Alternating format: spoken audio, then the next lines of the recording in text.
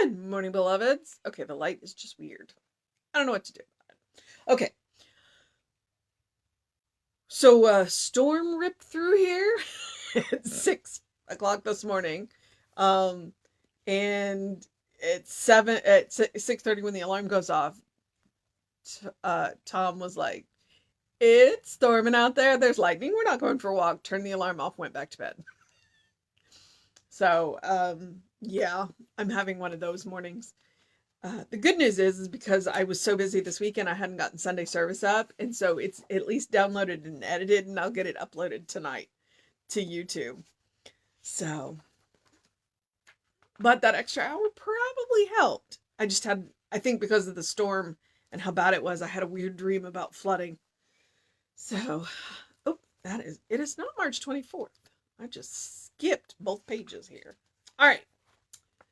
It is March 22nd. Our title is I Partake in the Nature of God. And our quote is, "The Spirit of God hath made me, and the breath of the Almighty hath given me life." And that is Job 33:4. And as you can see, we now have sun. Okay. No one can doubt that God is perfect, but Jesus said, "Be ye therefore perfect, even as your God which is in heaven is perfect." And he had already located heaven within. He also said, "Thy kingdom come, thy will be done in earth as it is in heaven," by which he meant that when we do the will of God, earth will be like heaven. That is, the without will be like the within, for the two are really one. Therefore, our claim, our affirmation, our prayer, and our acceptance, our communion with the infinite, should always be based on the realization that God is in and through its creation as well as around and about it. When we make this claim, we are not speaking from the standpoint of the little isolated ego that we appear to be, but rather we are acknowledging, accepting, and agreeing with the perfection that already exists. You and I had nothing to do with the creation of this perfection. We did not think it up or plan it out or cause it to be. For this, we should be profoundly grateful. For the human mind is finite and limited. Our claim, rather, is one of identifying ourselves with the divine, recognizing its presence, and accepting its action in our lives. Realizing that God is all there is, that God is perfect, and that God is right where I am, I gratefully acknowledge and accept my own perfection. Seeing and knowing myself as God must see and know me, I boldly claim the perfection of God to be my own perfection. There is nothing separate from the divine. I am one with it. I am one in it. I am one of it. It flows through me and is my life. I am rooted in its completion, its wholeness. God is my life, and my life is God. There is nothing else. Therefore, anything that claims to be something else, I repudiate. I deny. I separate myself from anything that contradicts the nature of my being, and simply and sincerely and with complete relaxation accept that which God has given, myself.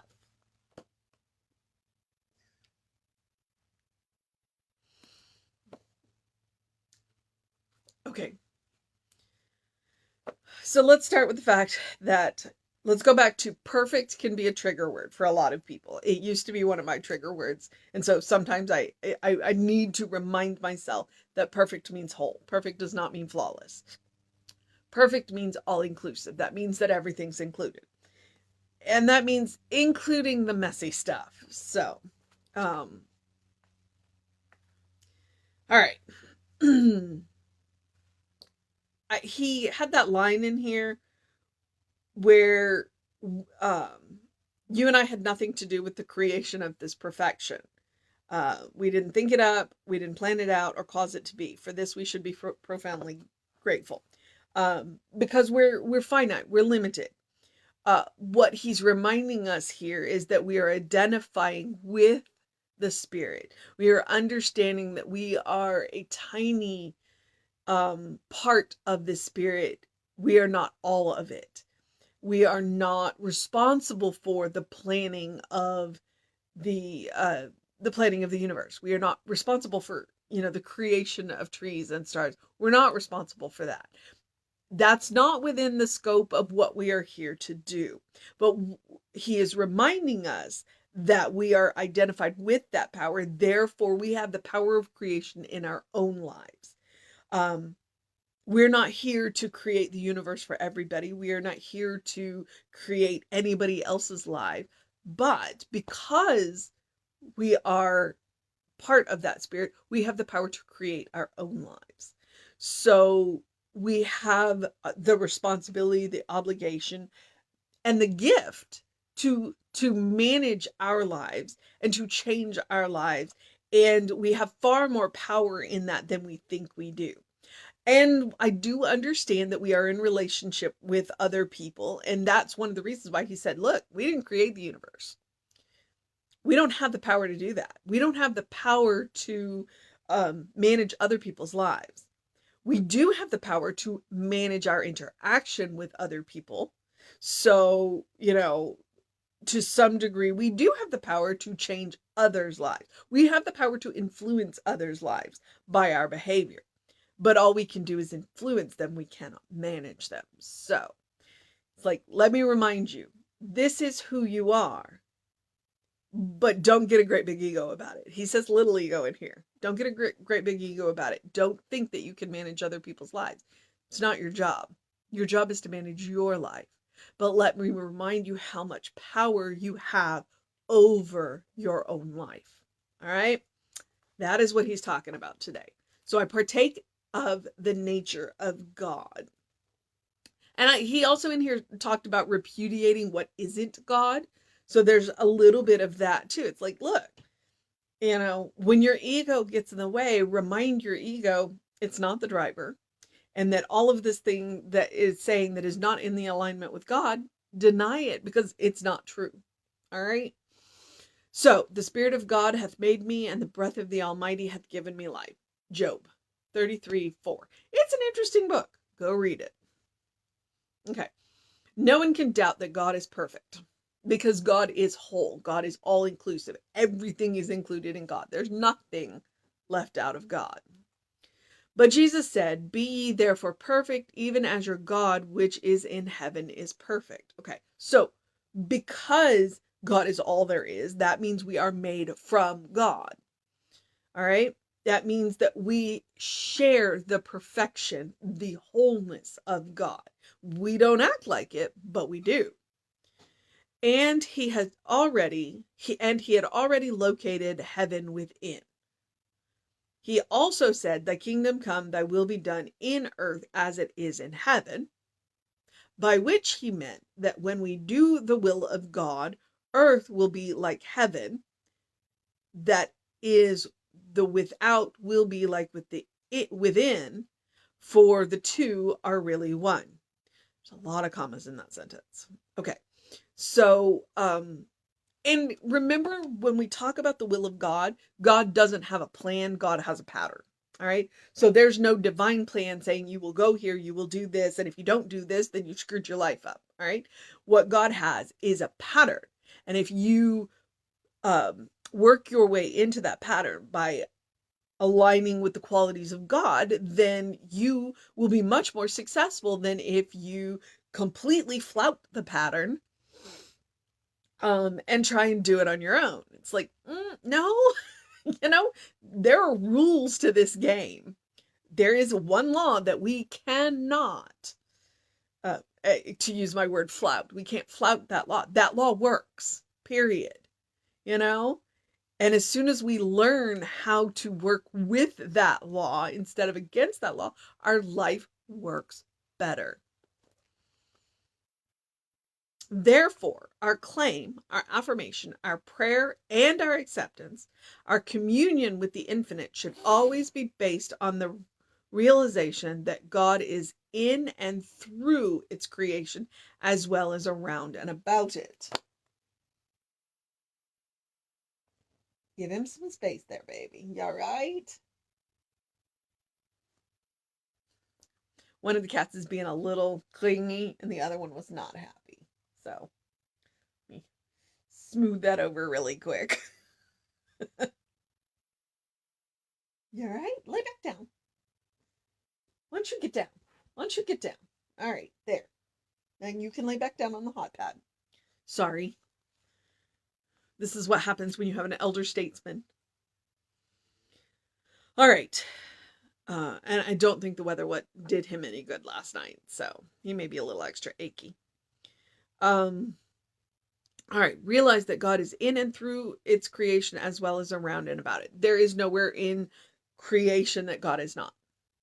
Nowhere. When we make this claim, we are not speaking from the standpoint of the little isolated ego that we appear to be.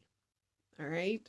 But rather we are acknowledging and accepting and agreeing with the perfection that already exists. The ego is not, it's not the ego saying I am God. All right. Because when the ego says it, the ego means a completely different thing. What we are saying is that God is all there is. That means I am made from God. That means that I have the qualities of God. And if I am willing to work in alignment with the qualities of God, then I will much more effectively use the law. Because the law doesn't judge. The law brings me what I ask for. And sometimes I ask for things that I don't want because I am ignorant of the law. All right. All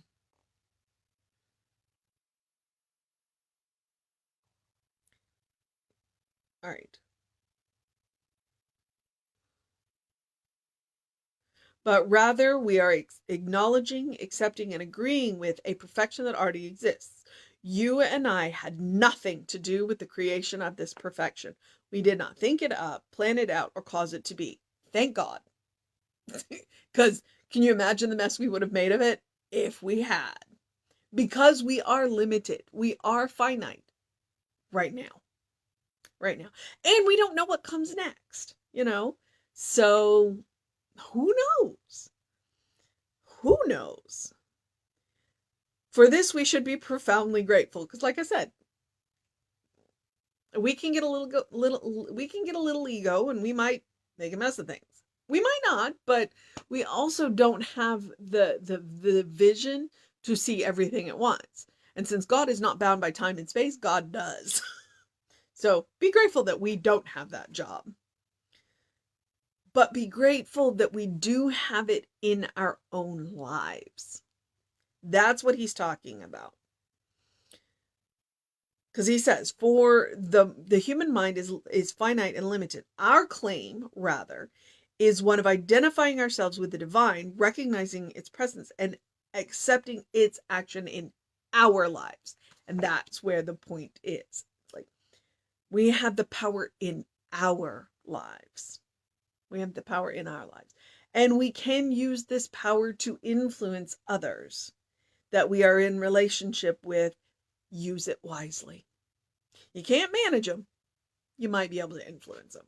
Now, if they are in alignment with God, then you can only influence them if the influence is in alignment with God. Otherwise, they will repudiate and deny you.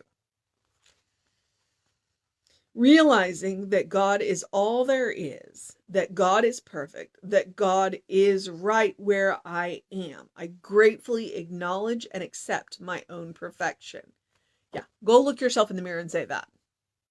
Because a lot of us don't want to accept our perfection because we're busy worried that perfection means flawless, that we never make mistakes. And, we all make mistakes. I make mistakes. So,